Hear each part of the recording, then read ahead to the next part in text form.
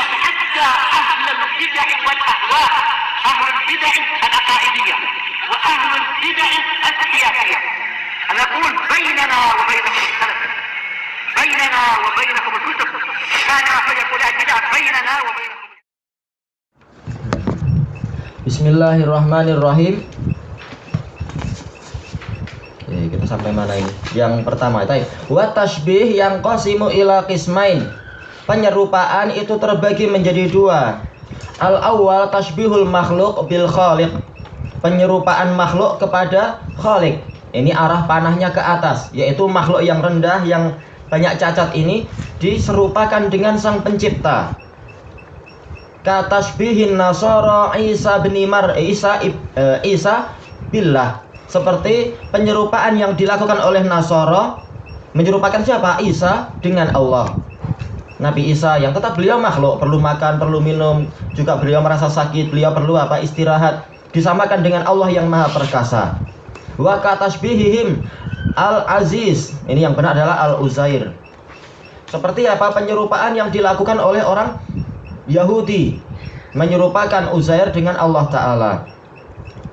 Kemudian wa tasbihil musyrikin asnamahum billah, seperti penyerupaan yang dilakukan oleh kaum musyrikin terhadap patung-patung mereka itu kepada Allah, diserupakan dengan Allah. Diyakini bahwasanya patung-patung itu mampu memberikan ini atau mampu menimpakan bahaya dan sebagainya. Inna naqulu illa taraka'ah ba'du alihatina bisu. Kami tidaklah mengatakan kecuali bahwasanya sebagian sesembahan kami ini telah menimpakan kejelekan kepadamu, wahai Hud. Meyakini bahwasanya patung-patung yang tidak mampu berbuat apa-apa itu mampu menimpakan bahaya kepada orang-orang soleh dan sebagainya.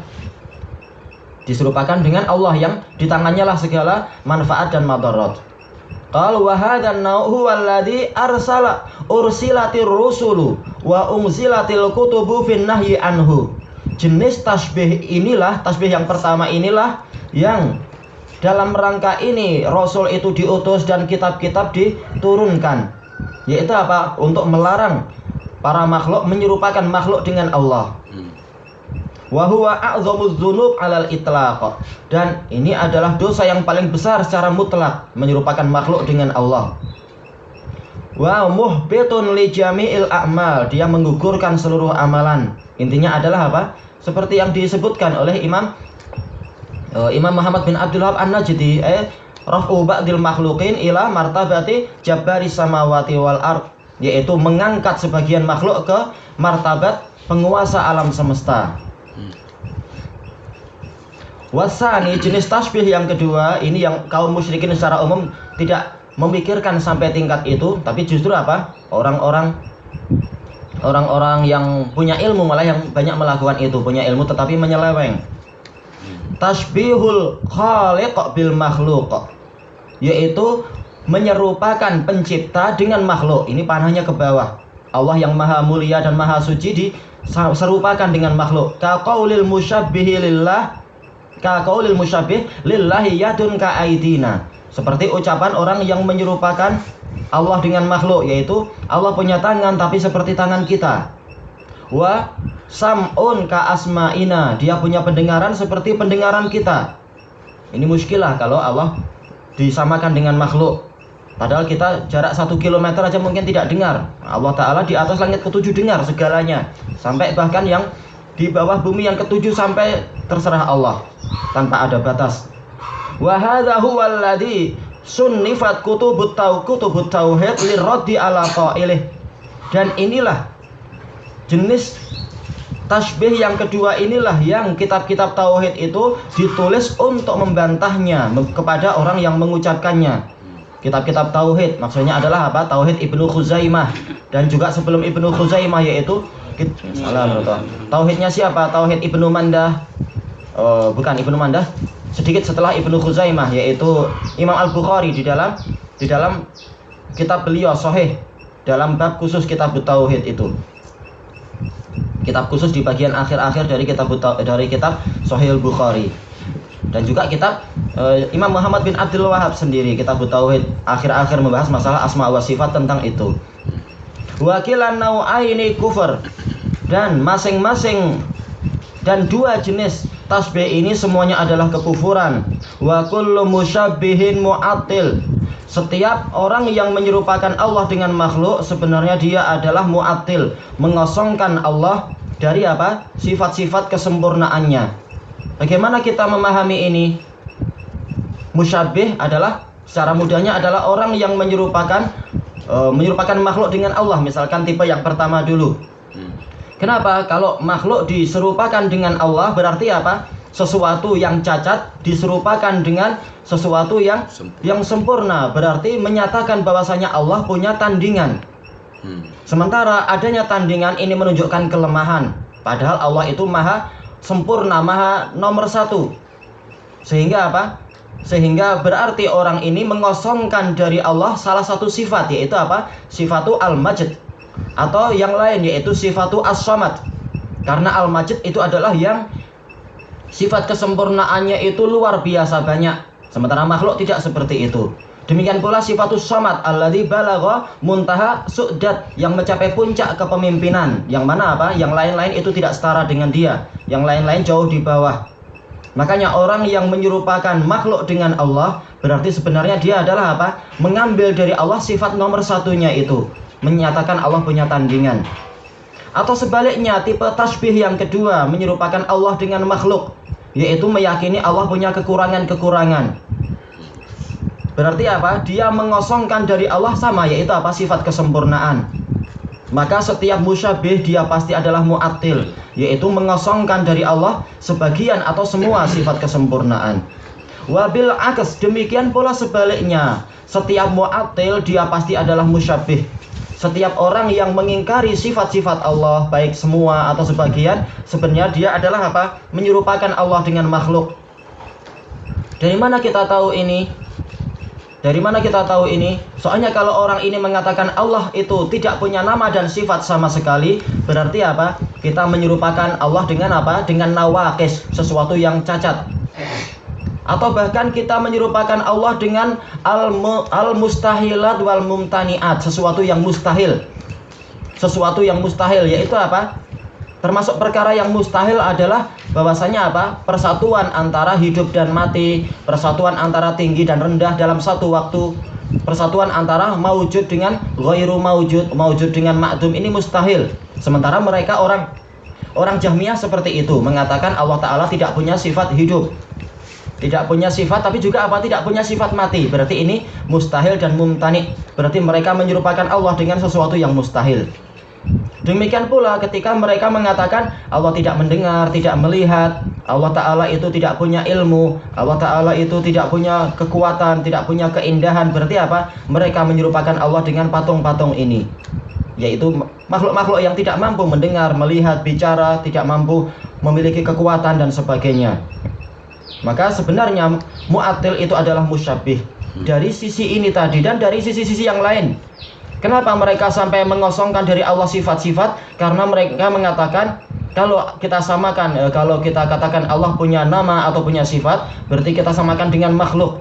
Kenapa demikian? Kata mereka, karena setiap kali dikatakan misalkan Allah Ta'ala tinggi di atas arsy, yaitu punya sifat tinggi, yaitu apa? Makhluk juga punya sifat tinggi.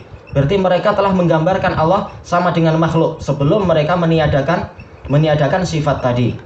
Demikian pula ketika dikatakan Allah punya tangan, langsung mereka terbayangkan tangan makhluk, sehingga mereka mengatakan oh tidak mungkin tangan Allah sama dengan tangan makhluk. Berarti apa? Berarti Allah itu tidak punya tangan. Karena gambaran yang kami pahami tangan adalah seperti yang di kalangan para makhluk. Berarti mereka sebelum masuk kepada ta'til, mereka masuk kepada tasbih. Mereka yang lebih dulu menyerupakan Allah dengan makhluk di dalam pikiran mereka. Makanya setiap mu'attil adalah musyabbih. Setiap orang yang menyerupakan, setiap orang yang mengosongkan dari Allah atau meniadakan dari Allah sifat-sifat, berarti dia itu sebenarnya adalah musyabbih duluan. Makanya nanti di dalam pembahasan yang lebih rinci, para ulama mengatakan sebenarnya para mu'attilun dari kalangan Jahmiyah dan lain-lain, mereka ini memiliki 3 tahapan.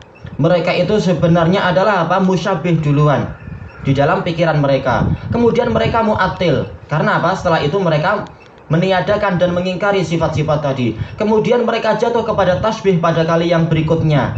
Kenapa? Karena setelah mereka mengosongkan Allah dari sifat kesempurnaan, berarti mereka itu apa? Menyerupakan Allah dengan patung-patung, dengan makhluk yang cacat, atau dengan sesuatu yang mustahil.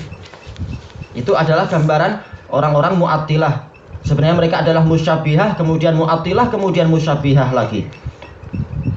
Tayyib. Nah, di sini setelah kita berikan sedikit gambaran, kita baca kelanjutannya. Fa innal mu'attil lam yafham min sifatillah illa ma yaliqu bil makhluq. Karena mu'attil, orang yang meniadakan sifat Allah, mereka itu tidak memahami dari sifat-sifat Allah kecuali sifat yang sesuai dengan makhluk. Fa arada bi za'mihil fasidi tanzihah an dzalik. Kemudian dia menginginkan dengan dugaan dia yang rusak, ingin untuk apa? Mensucikan Allah dari sifat tadi. Kenapa? Karena yang tergambar di benak dia dan pikiran dia adalah sifat tadi sama dengan makhluk. Fawaqa'a fit ta'til. Kemudian dia terjatuh ke dalam ta'til, yaitu menentang atau menolak sifat-sifat Allah. Fasyabbaha awwalan wa attala saniya. Maka dia pertama kali adalah menyerupakan Allah dengan makhluk di dalam pikirannya itu. Dan juga di dalam ucapannya, nanti kalau begini, maka berarti gambarannya adalah begini. Berarti dia yang menyerupakan Allah dengan makhluk. Wa attala saniya. Kemudian pada fase yang berikutnya, fase yang kedua, dia mengosongkan sifat yang ditunjukkan oleh Allah sendiri. Kemudian wasyabbahu salisan bil ma'dumat wan naqisat. Kemudian pada fase yang ketiga, berarti dia telah menyerupakan Allah dengan sesuatu yang tidak ada. Karena tidak mungkin di dalam satu zat, dalam satu waktu dia apa? Dia itu memiliki dua sifat yang bertentangan, hidup dan mati, bergerak dan diam. Kemudian apa?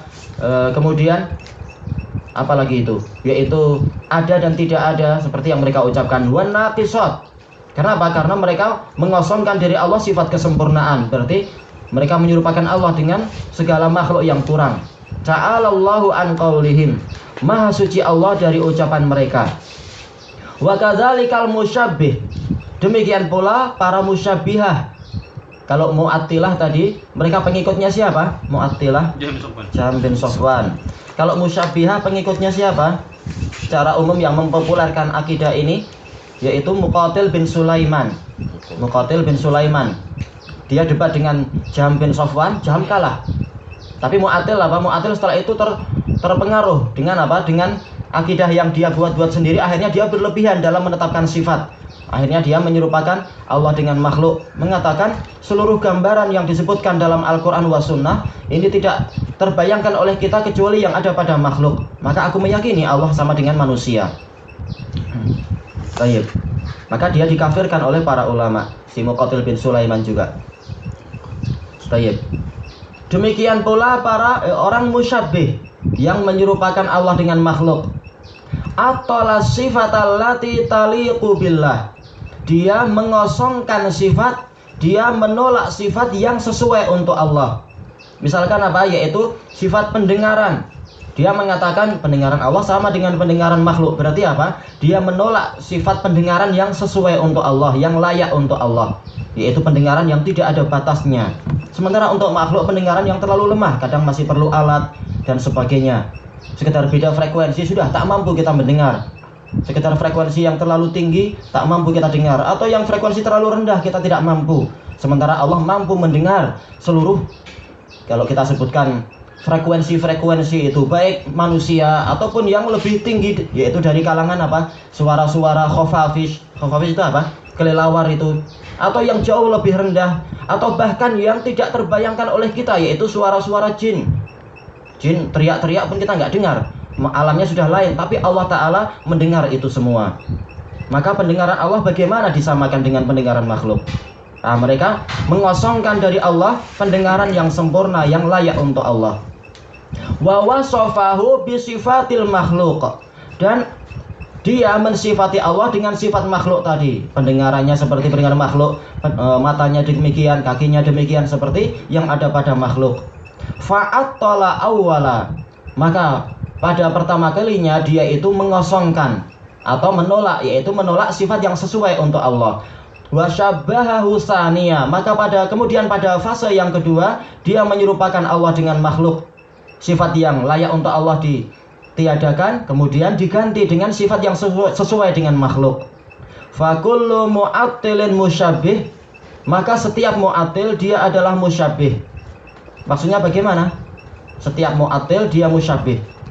Dia orang yang mengosongkan Allah atau orang yang menolak dari Allah sifat-sifatnya, dia adalah musyabbih. Kenapa musyabbih? Karena mula-mula dia mentasbihkan dulu. Iya, karena begitu ada sifat disebutkan, langsung yang tergambarkan di pikiran dia adalah apa? Sifat yang sama dengan makhluk. Wabil atas, demikian pula sebaliknya, setiap musyabbih adalah mu'attil. Orang yang menyerupakan Allah dengan makhluk berarti dia mu'attil. Kenapa mu'attil?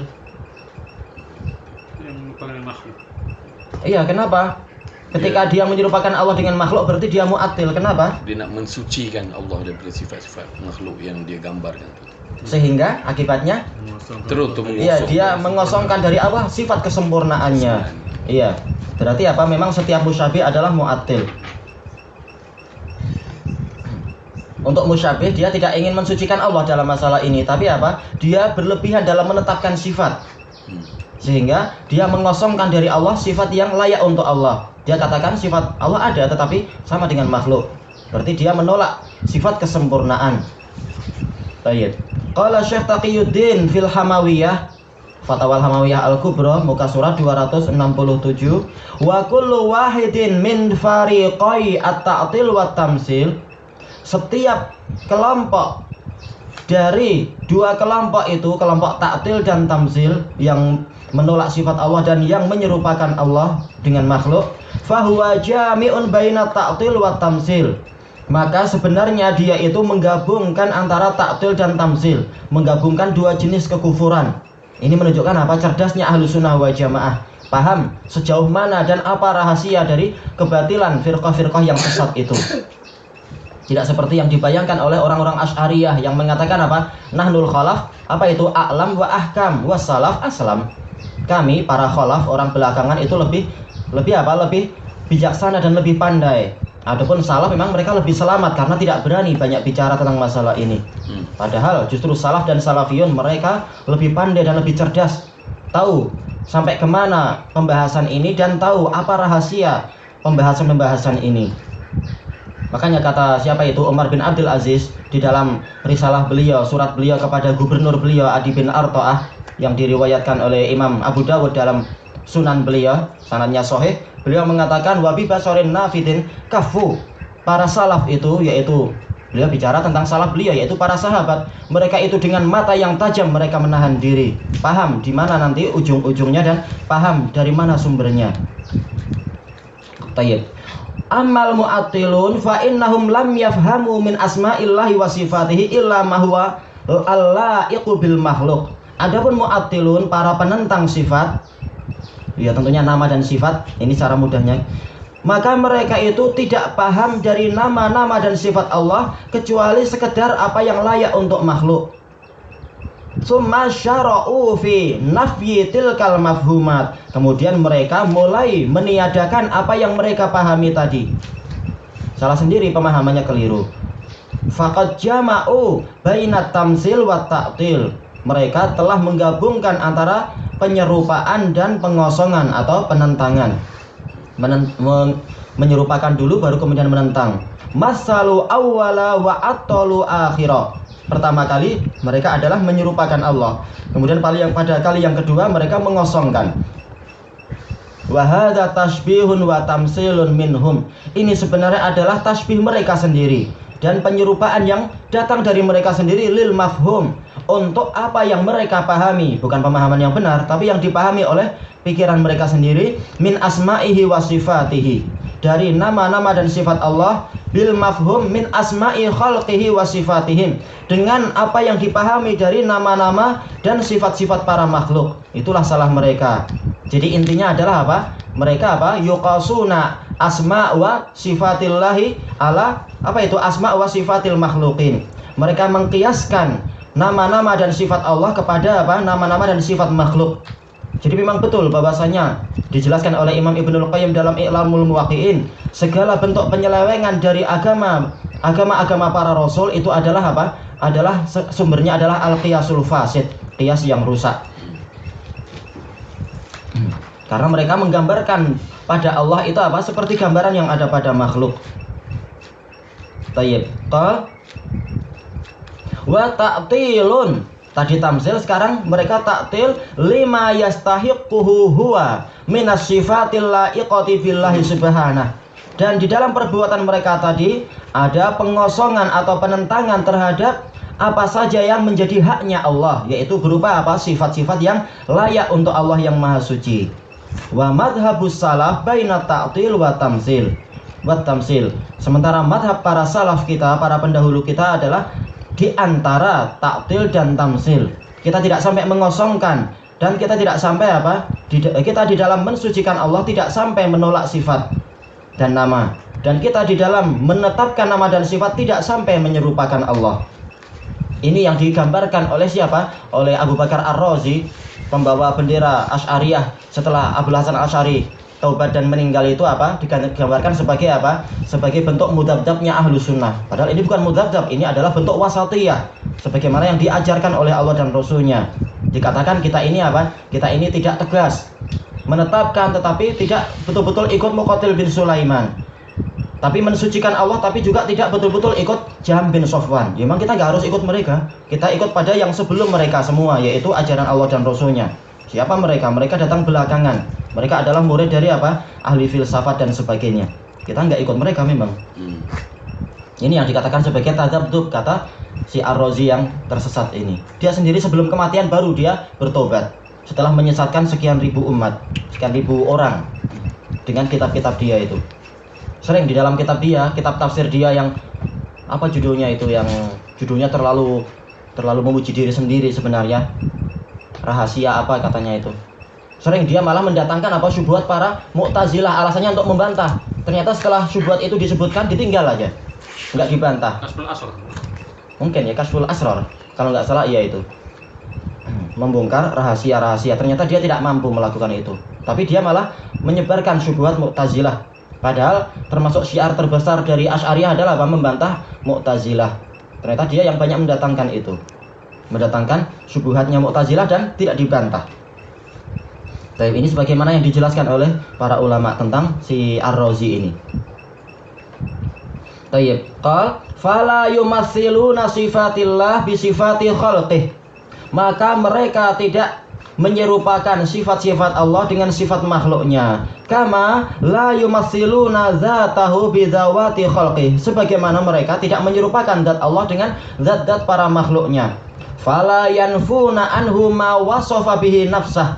Maka mereka tidak meniadakan dari Allah apa yang Allah sifatkan untuk dirinya sendiri. Au wasafahu bihi rasulah, atau apa yang dia sifatkan untuk Rasulnya sallallahu alaihi wasallam. Fayu'attiluna asma'ahul husna wa sifatih, sehingga sampai masuk kepada apa? Mengosongkan nama-nama Allah yang paling indah dan sifat-sifatnya, yaitu tidak sampai masuk kepada yang semacam ini. Wa yuharrifunal kalima amma wadhi'ih, dan menyelewengkan pembicaraan dari tempat-tempatnya. Wa yulhiduna fi asma'illahi wa ayatih, dan yulhidun yaitu apa? Sama, menyelewengkan sebenarnya. Tapi yulhidun kata Ibnu Qayyim lebih umum. Al-muhim lahat adalah apa? Sesuatu yang munharif, yang menyeleweng ke samping. Menyeleweng, melakukan ilhad, yaitu penyelewengan di dalam nama-nama Allah dan ayat-ayatnya. Baik, ilahuna wallahu a'lam.